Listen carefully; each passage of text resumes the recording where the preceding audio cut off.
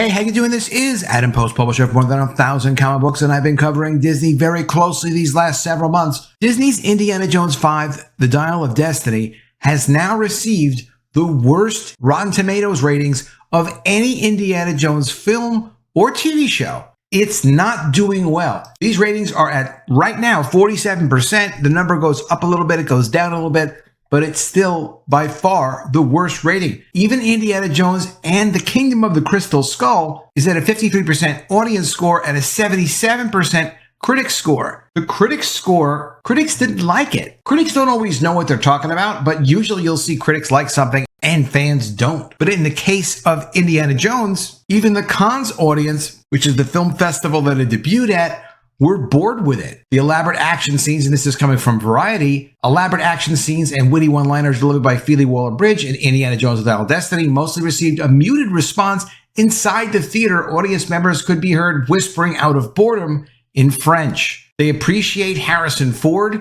They didn't appreciate Phoebe Waller-Bridge. They didn't appreciate the movie. Let's get into this article. Before we do, please be sure you are subscribed to the channel. Click the bell for notifications. Give me a thumbs up. We're almost at 10,000. Thank you so much for the support on the channel. Coming from the direct, Indiana Jones 5 becomes the lowest rated movie in franchise history on Rotten Tomatoes. Reviews from an early screening of Indiana Jones and the Dial of Destiny have resulted in an unexpectedly low Rotten Tomatoes score. Indiana Jones 5 will be Harrison Ford's final run as the iconic action hero and the final installment of the 40-year-old franchise, according to Disney itself. Dial of Destiny, which clocks in at a lengthy 2 hours and 22 minutes, has become Lucasfilm's most expensive movie ever, costing more to make than any of the other Star Wars sequel trilogy films. This film cost $300 million to make. $300 million. Part of this was because of COVID. Part of it is because Kathleen Kennedy is a terrible studio head of Lucasfilm. In the months leading up to Indy 5's release, director James Mangold has defended the sequel against online trolls, also known as critics, people that are skeptical of Lucasfilm because of all the terrible Star Wars movies they've made, destroying and undermining the franchise for the purposes of pushing a social agenda. Online critics claimed that test screenings have been a disaster for this movie. Mangold denied that such test screenings ever existed and later shut down other online rumors attempting to rile up controversy at the end of 2022. No, it's not people attempting to rile up controversy.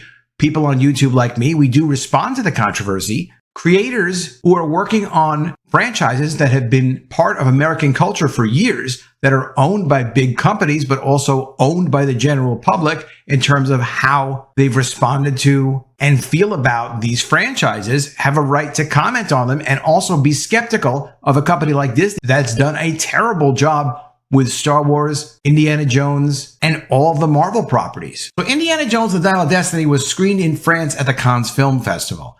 Following the movie's debut, it didn't take long for reviews to make their way online, and the consensus is decidedly mixed. After 8 reviews, the Rotten Tomatoes score for Indiana Jones 5 was sitting at 50%, now it's lower, which for now has earned it the unenviable label of rotten. The biggest criticisms, unsurprisingly, blame a weak script that doesn't allow for the story to take enough risks, instead relying too heavily on gimmicky fan service. Having Phoebe Waller-Bridge push Indiana Jones around throughout the movie is not fan service. 50% is also the lowest ever for the series, with the other entries scores listed below. And these are the other entry scores, all of them, including Indiana Jones Kingdom of the Crystal Skull, but also including the Young Indiana Jones Chronicles. That was even relatively well reviewed. Didn't make a lot of money, didn't do very well. At least it was part of the franchise history and nobody hated it. Could there be problems for this movie at the box office? Well, $300 million to make the movie,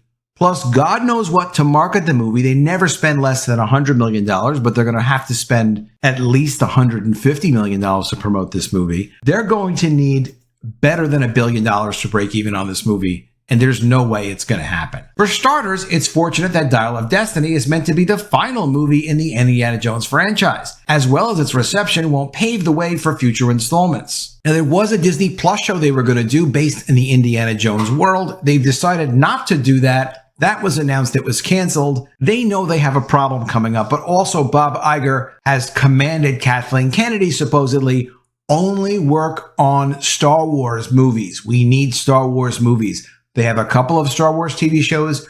They're doing okay. Some are not doing as well as they used to, like Mandalorian, but there are no Star Wars films that are actively in production and coming out. Supposedly now there will be a Star Wars movie coming out before too long, but all these other distractions, all these other projects have been canceled. Indiana Jones and the Dial of Destiny will be released in June, and then we will just see how well the movie does and how well it doesn't do. I can't imagine people are expecting this movie to do very well. When the reviews are bad, one thing happens for sure: less people go to see it, and almost no one goes to see a movie like that twice. It's long past time Bob Iger got rid of Kathleen Kennedy. Maybe this is enough to get him to do it. You may have also heard that Disney is closing their Star Wars hotel. It's a $2 billion project. This, as a premise, isn't a bad idea. If you knew what you were doing at Disney and you were able to get people excited about the franchises, not from the past, but what you were doing in the present. If people thought, hey, Star Wars is exciting, it's cool, they're telling their friends about it. A little bit like they got from The Mandalorian when they had Baby Yoda and people were excited again about Star Wars for a little while when The Mandalorian came out. If that was real and they were able to keep it going, having an immersive experience at a Disney branded hotel would be great. Disney's cash flow is way down. They're making a lot less money than they used to make. But the money that they still do make and bring in and is really strong for them is what they're doing at their theme parks. So if their intellectual property was well represented, if people like what they were doing with Marvel, if they like what they were doing with Star Wars, having a branded destination like this in a hotel, hey, that's fantastic. That's a good idea. But you can't do this until fans embrace the franchise. So Disney is closing this Star Wars Galactic Star Cruiser hotel in September of this year. They had been cutting back on the number of voyages they were making, meaning essentially the hotel access and the overhead that it was costing them to operate and run the hotel. They were sending out mass cancellations. This goes all the way back to March of 2023. They were also canceling guests prior to that in January of 2023.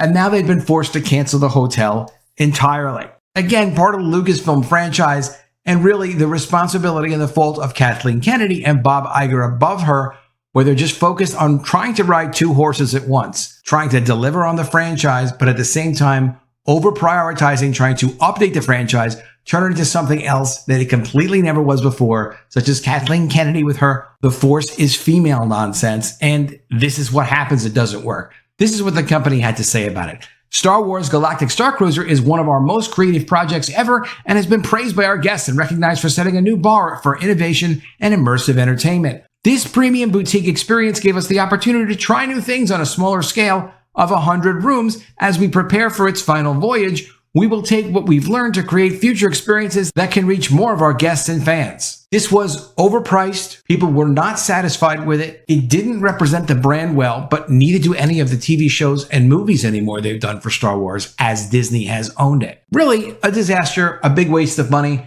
and a good reason to not be anywhere near any of Disney's stock. Some people are positive on Disney stock. This article talks about how Disney stock really hasn't addressed their bottom yet, meaning nobody knows how low the stock's going to go. The problem is it's an intellectual property company. Brands are really what they're all about. They also have these great destinations for their theme parks and for their cruises. They can do those things and even have damaged the brands because people just like to go on trips, and they haven't ruined the brand to the level of a Bud Light, for example. People don't hate Disney to that level where they refuse to go on a Disney vacation. Some do, but they still have so much interest in going on trips to Disney World, Disneyland, going on the cruises. They're still successful with that. It does all rely ultimately on getting the brand right and the intellectual properties right. If they aren't able to fix the intellectual properties, if they aren't able to get new management at Disney after Iger leaves and fix it, I question whether or not they can even operate as a standalone company. It doesn't seem like it makes sense. Universal's doing such a better job with their franchises and brands, and I can't see why anyone would take a risk on Disney figuring out how to fix Marvel, figuring out how to fix Star Wars,